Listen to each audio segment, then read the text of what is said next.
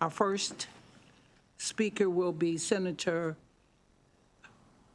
McCray, and the bill is entitled Employee Stock Ownership Plan Preference, and it is a pilot program. Senate Bill 653. Thank you, Madam Chair. For the record, Corey McCray, Senator for the 45th Legislative District, and this is the first time for me. I come to you in reference to Senate Bill 653 for what we call ESOPs, Employee Stock Ownership Plans, from that standpoint. And Madam Chair, what this bill does is it gives the opportunity for ESOPs to have a preference on a subset of state agencies when we're thinking about procurement. The folks to the left of me are Steve Rubin and Tom Cole, who will dig in a little bit more on this respective subject matter, and I will let that go and see if folks have questions at the end. Thank you. Madam Chair, Tom Cole on behalf of Harkins Builders. Harkins Builders is an ESOP, an employee stock-owned plan business, and does procurement with the state. And in many of our conversations with the agencies that are included in this bill, Agency of Higher Education, the Stadium Authority, they've often said, we love the fact that ESOPs are better at employee retention. That means we get to deal with the same people contract after contract. We love that ESOPs allow the people that are working on these projects to participate in the profit of the business because that gives them a stake in the performance of that contract. And that's something we should all be looking to elevate, because when you're working on a contract, when you're building a building for the state of Maryland, and it's important to you that your business gets that next contract because you participate in the profits of the business, you end up with a better product.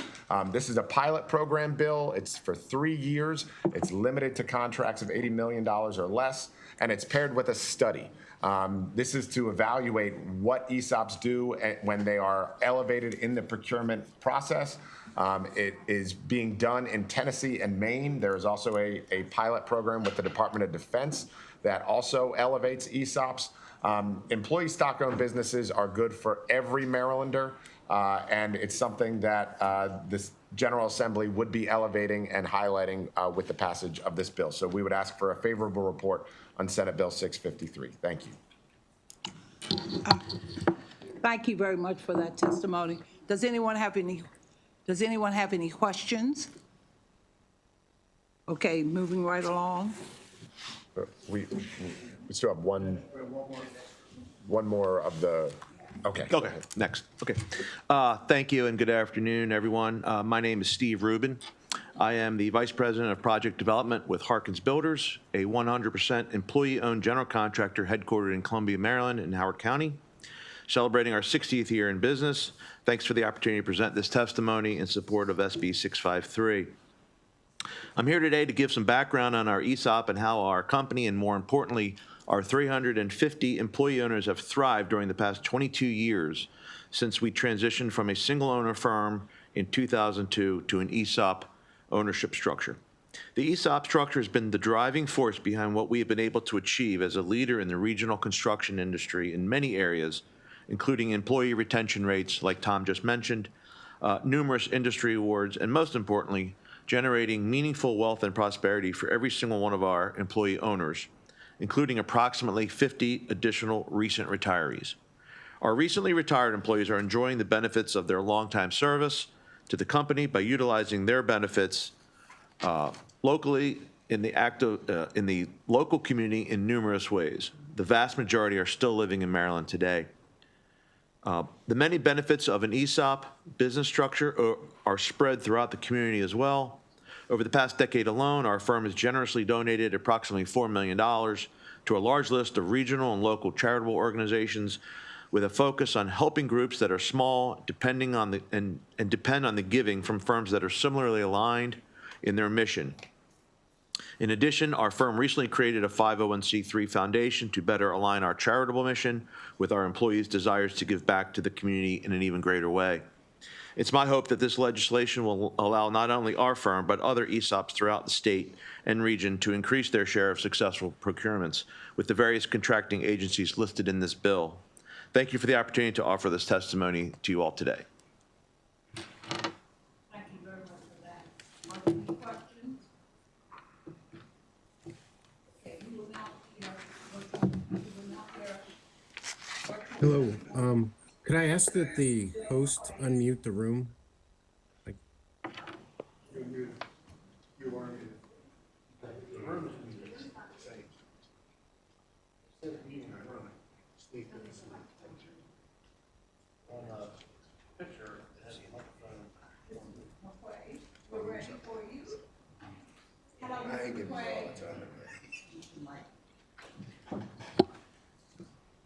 See if he can hear you now.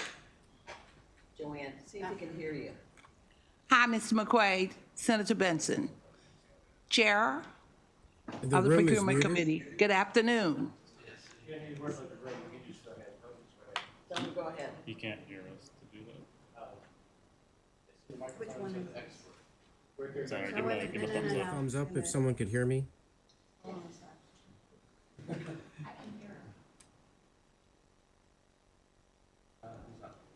Right now.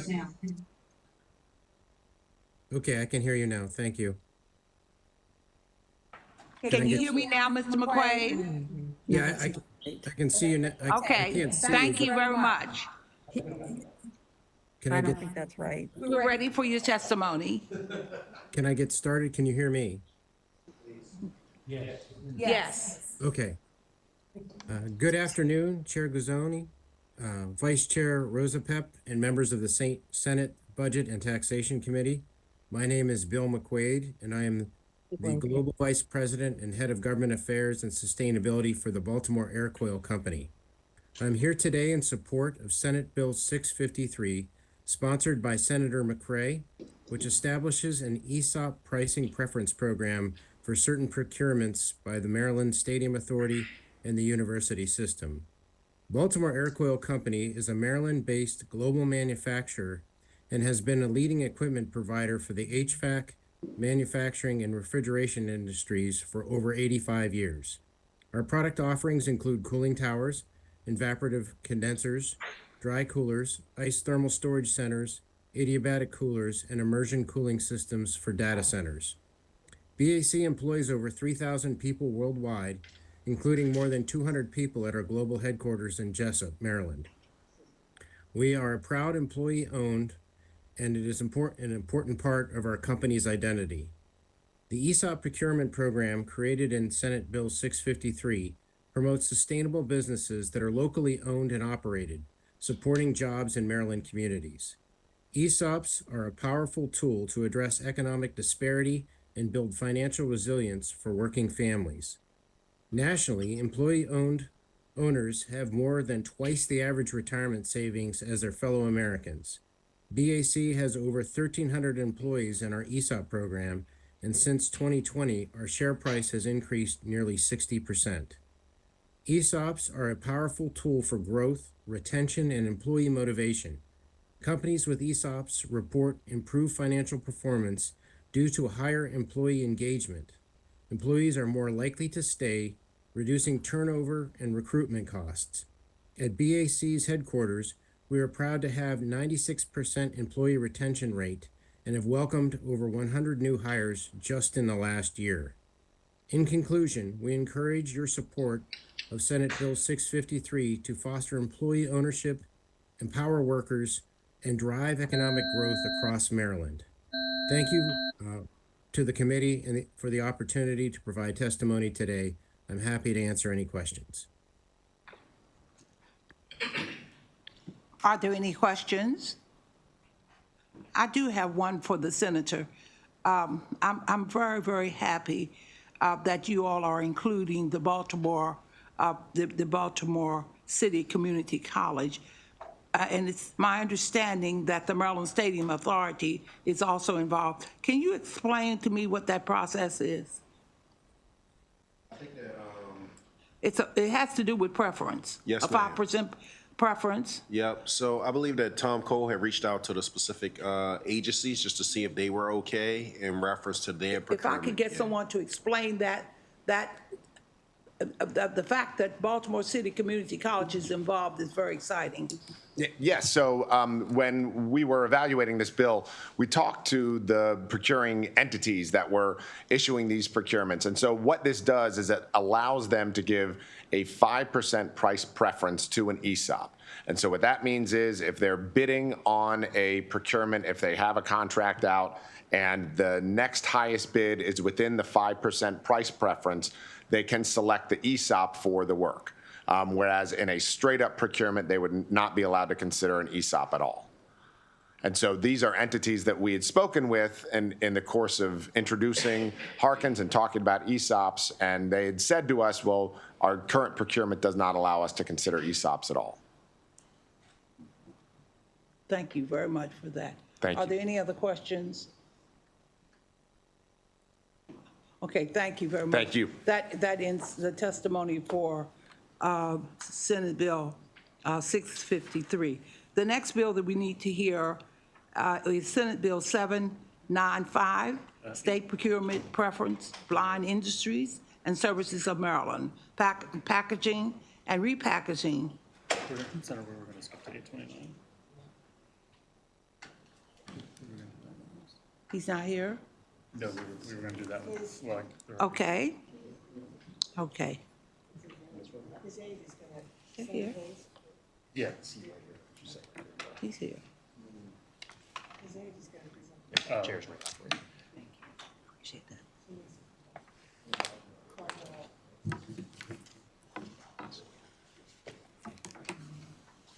I'm gonna sit right next to you. It's dark. Okay. I'll sit next to you. You can have the microphone all to yourself. I'm just so excited.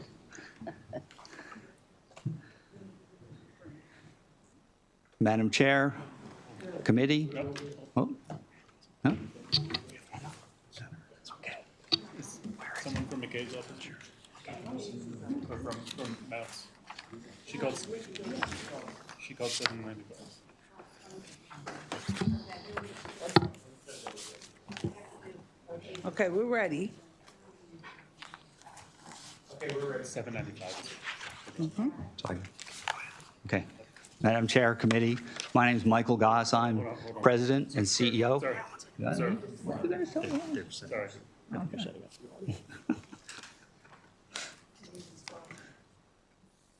Sponsor's not.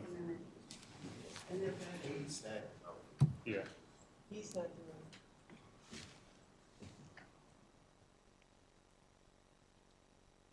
Senator, I think we were gonna take that one.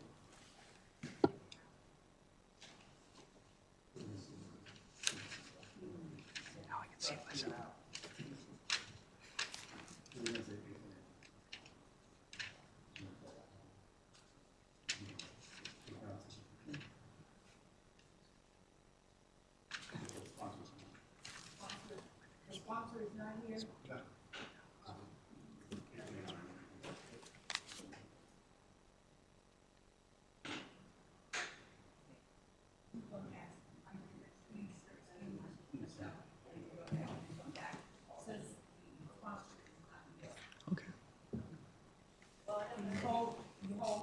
He's on his way.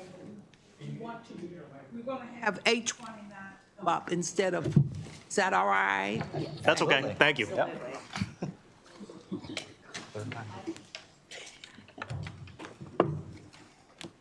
right, Laura, practice room. Good.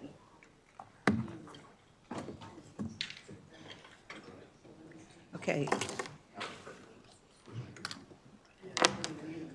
We're now going to hear Senate Bill 829,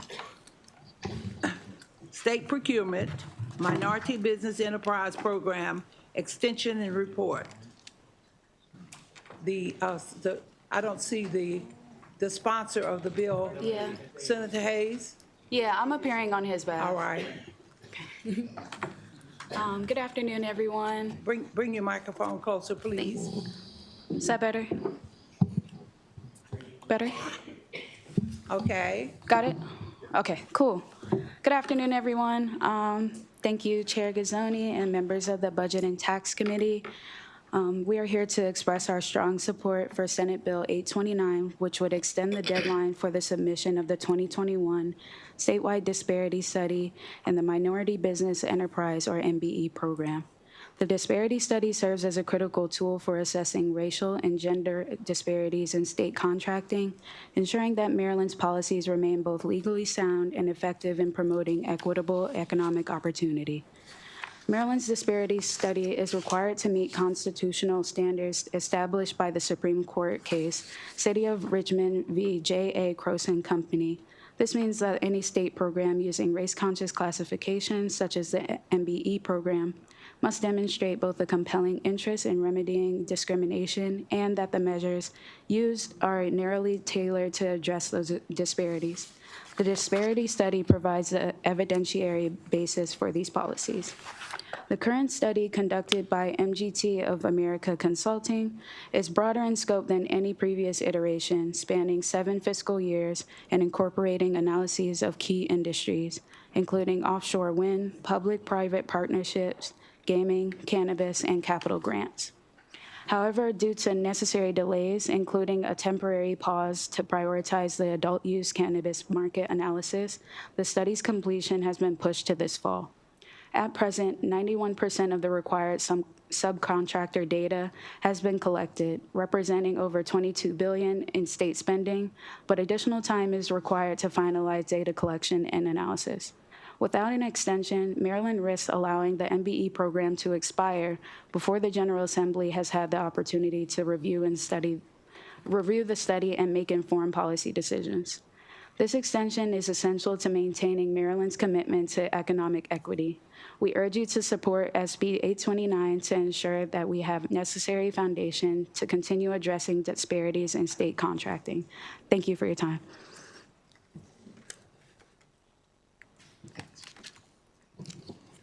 Thank you. Are there any questions?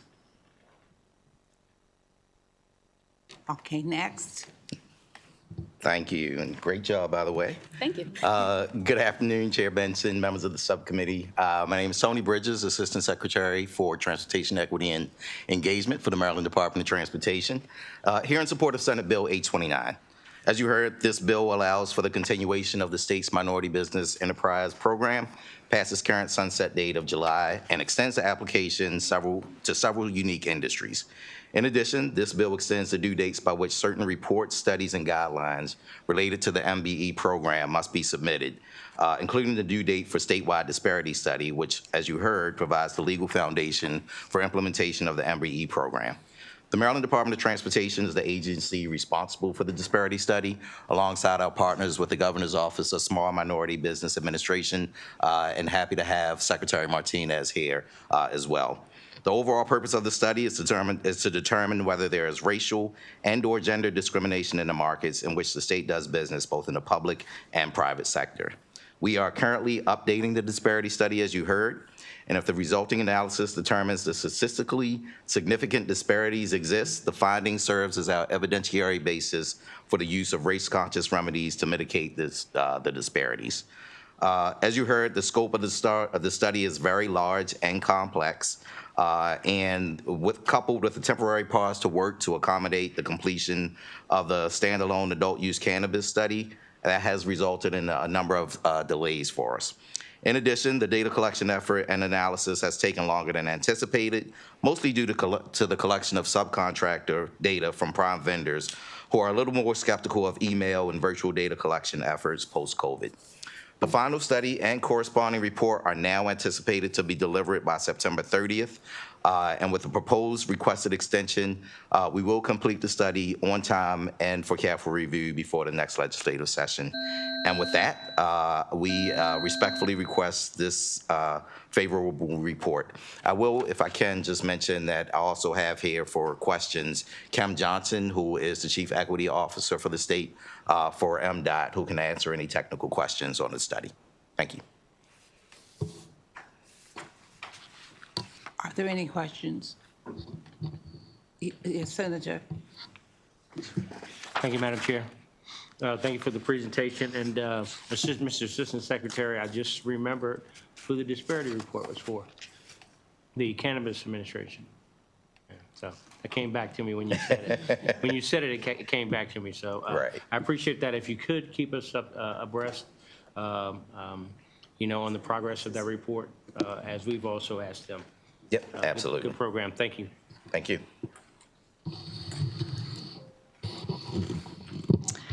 Thank you. Good afternoon, Madam Chair Benson and distinguished members of the committee. For the record, my name is Yolanda Maria Martinez, Special Secretary of the Governor's Office of Small Minority and Women Business Affairs. First, I would like to thank the sponsor for their leadership in introducing this important legislation and extend my gratitude to the committee for the opportunity to express my support for SB 829. GOSBA has submitted a letter of support for your review. SB 829 is critical because it extends the sunset date of the Minority Business Enterprise Program, the MBE program. It updates reporting requirements for offshore wind projects and the video lottery terminals, or the VLTs, and adjusts deadlines for key reports and studies. As you may know, GOSBA oversees socioeconomic procurement programs across more than 70 state agencies. We have worked tirelessly to increase the number of businesses engaged in procurement and in turn grow the total dollars awarded to MBEs. For Maryland, a disparity study is the cornerstone of the state's compelling interest, which is marketplace discrimination encountered by minority and women-owned businesses. Without action from the General Assembly granting the extension through legislation, the MBE program expires on June 30th, 2025. Recently, Maryland was recognized by LendingTree as one of the best states for minority-owned businesses, a testament to the positive impact of this program and the work of this administration. These efforts help Maryland's diverse business community thrive, strengthening our economy. The Maryland Disparity Study provides the data that supports race-conscious remedies like the MBE program, ensuring fair access to procurement opportunities. Extending the MBE program allows Maryland to continue fostering a more efficient, equitable, and competitive business environment. GOSBA urges a favorable report on SB 829 and welcomes any questions from the committee. This concludes my testimony. Thank you very much. Thank you very much for that testimony. Are there any questions? Okay, next. Good afternoon, Madam Chair, and to the esteemed Budget and Taxation Committee. My name is Deborah Keller Green. I am the President and CEO of Keller Professional Services. We are a management and human resource consulting firm, and I'm here to testify in support of the extension of the Minority Business Enterprise Program, and to also speak to the importance of the MBE program. I have been a business owner in Maryland for 27 years this month, and I have been a certified minority business owner for 15 of those 27 years. And the MBE program has really been very instrumental in the success of my business in terms of procurement opportunities with the state of Maryland through the MBE program. And as a consultant, in the arena, we also, know the importance of, being able to vet businesses that are, qualified to conduct business with private sector as well as the government sector. And so we've already heard that, that I just want to say that, it is important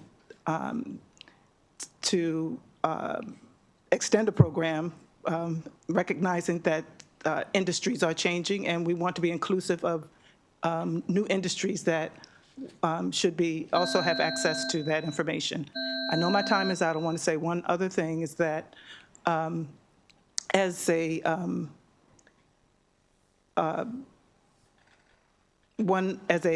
business owner, I've actually had the opportunity to conduct get the business to conduct the disparity study as a subcontractor for the state and for Baltimore City. So I know the importance of the legal process, and I understand, the legal aspects of it. So that's another reason why I understand the importance of this program, not to mention the climate that we're in as it relates to equity, diversity and equity. And I will say that without this program, I'm sure that we would not, the minority business community would not be doing the level of business that it is doing with the state of Maryland. Thank you very much for your testimony. Are there any questions? Seeing none, it looks like we have all the persons interested in it. Are there any other individuals who'd like to testify? I see that we have a virtual, but I don't see her here. They fell off. She's not here. Okay, thank you very much. Thank you. Thank you, Madam Chair. Thank you.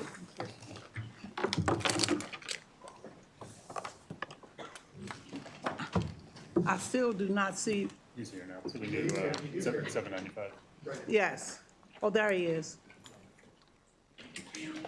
We could have everyone from 795 to come up. Good to meet you. Yes, Madam Chair. Would it be okay to bring up my panel? Yes. Second seat again. Here, you're good. Here. Thank you. Mike, can you take the chairs? So right over here. Sir.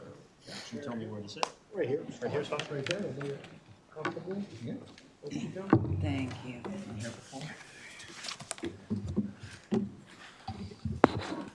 Madam Chair, may I begin? Good afternoon. We're glad to see you.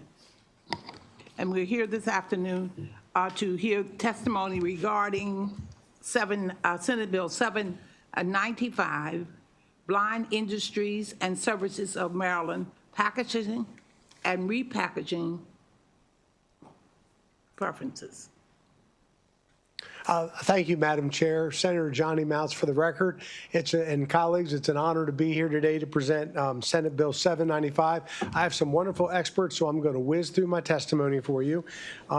Senate Finance Procurement Article 14-103 Annotated Code provides, among other things, that a state or state-related entity shall buy supplies or services from a Blind Industries and Services of Maryland, BISM, provided that BISM supplies these products. The preference is limited to products and/or services not provided by Maryland Correctional Enterprises.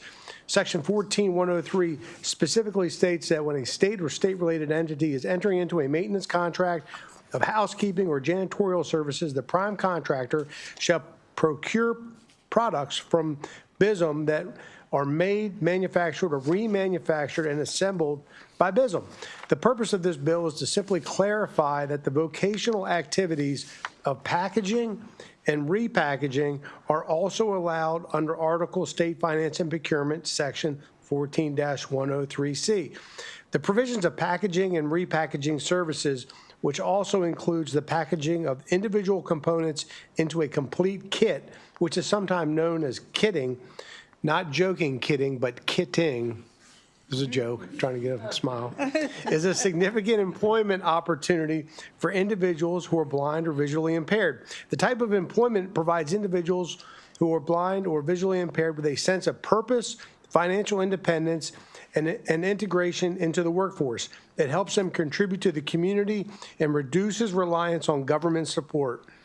Packaging and/or repackaging is a significant employment opportunity for individuals who are blind or visually impaired, and these tasks that can be effectively performed by individuals with visual impairments. Organizations throughout the country, including the National Industries for the Blind and many of its affiliate nonprofit organizations, also provide vocational opportunities for blind and low vision individuals, which also offer a range of these services, from basic packaging basic packaging and assembly to complex kit design and supply chain management.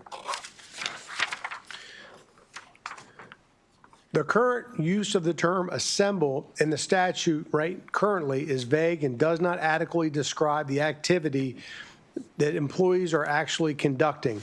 By adding the terms packaging and repackaging, this bill simply memorializes that these types of activities should be allowable, and the vocational opportunities provided by this type of work are valuable to the state of Maryland and the blind community.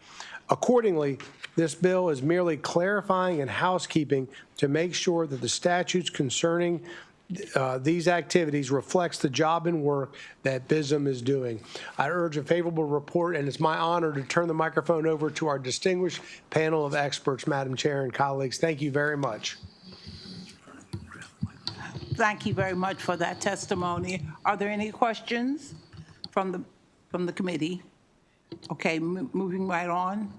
Could we have the next speaker? Good afternoon, Madam Chair, members of the committee. My name is Michael Goss, and I'm President and CEO of Blind Industries and Services of Maryland. At BISM, we employ blind people, but we do more than that. We train them in the skills of blindness. We provide career opportunities, career advancement, and education. This bill essentially provides the opportunity for very excellent entry-level employment opportunities. Not everybody can come to our facility and be ready to make copy paper on the copy paper machine or work in some of our advanced sewing operations. We need opportunities for people to come in with no job experience, get their first job. As you probably are aware, 60 to 70% of blind people are unemployed. At BISM, we employ the most blind people in Maryland. And we need opportunities at every level to make sure that everybody has the opportunity to come to work, make a paycheck, and participate in the economics of Maryland.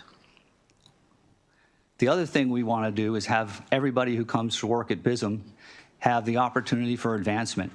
And you're going to hear shortly about one of our great success stories.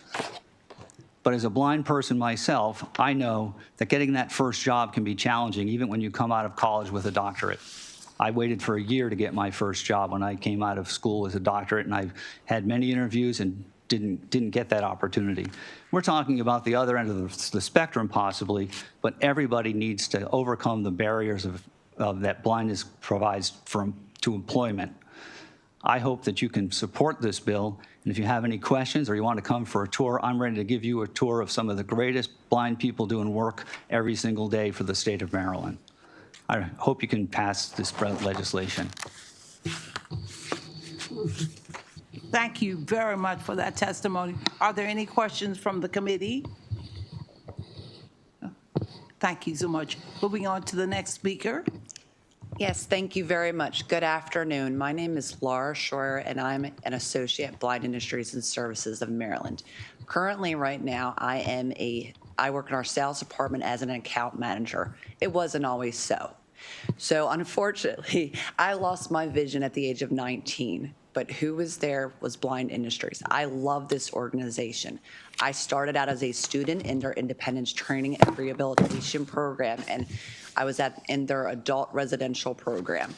Then I, went into a volunteer aspect of that, and then 8 years ago, I was employed by Blind Industries and Services of Maryland, and I started out in our manufacturing, sewing on a sewing machine and learning those different skills. And who taught me to do that but another blind person?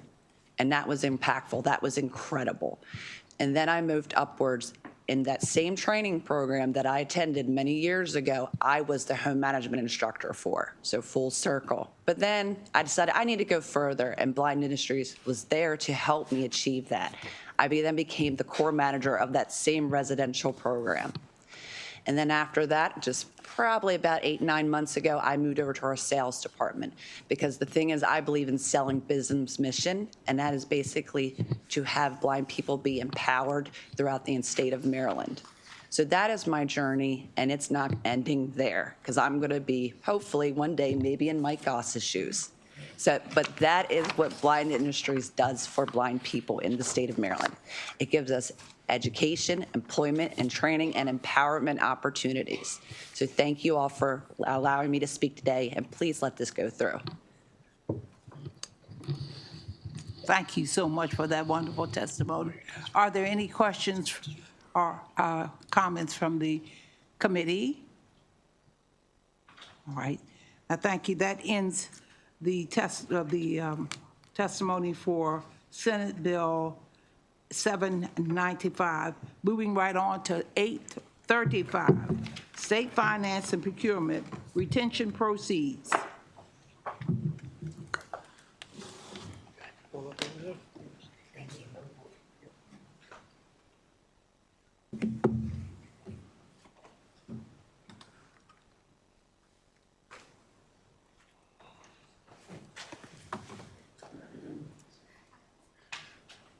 Madam Chair, again, Johnny Mounts for the record, Senator Johnny Mounts, District 37.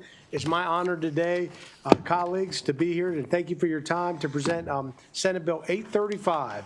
The bill is titled Retention Proceeds. This is not a new proposal. We introduced it last year. We're bringing it back this year.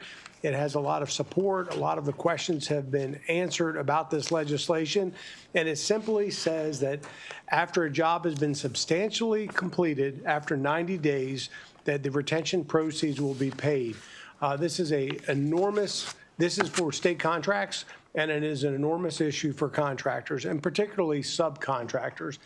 They spend a lot of money to do work for the state and oftentimes are left for much longer than 90 days before they're reimbursed for their expenditures, creating enormous financial hardship.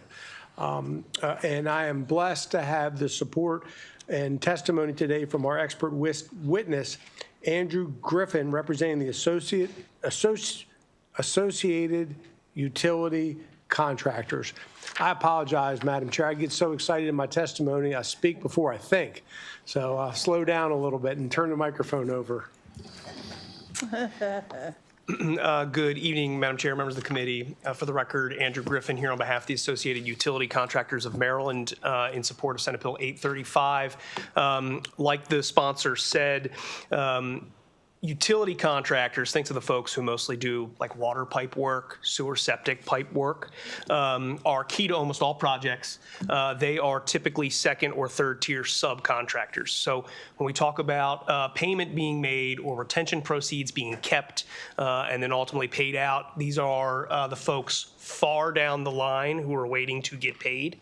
And so I think a good thing about the bill is it allows that definition of what defines substantial completion to be defined in each individual procurement.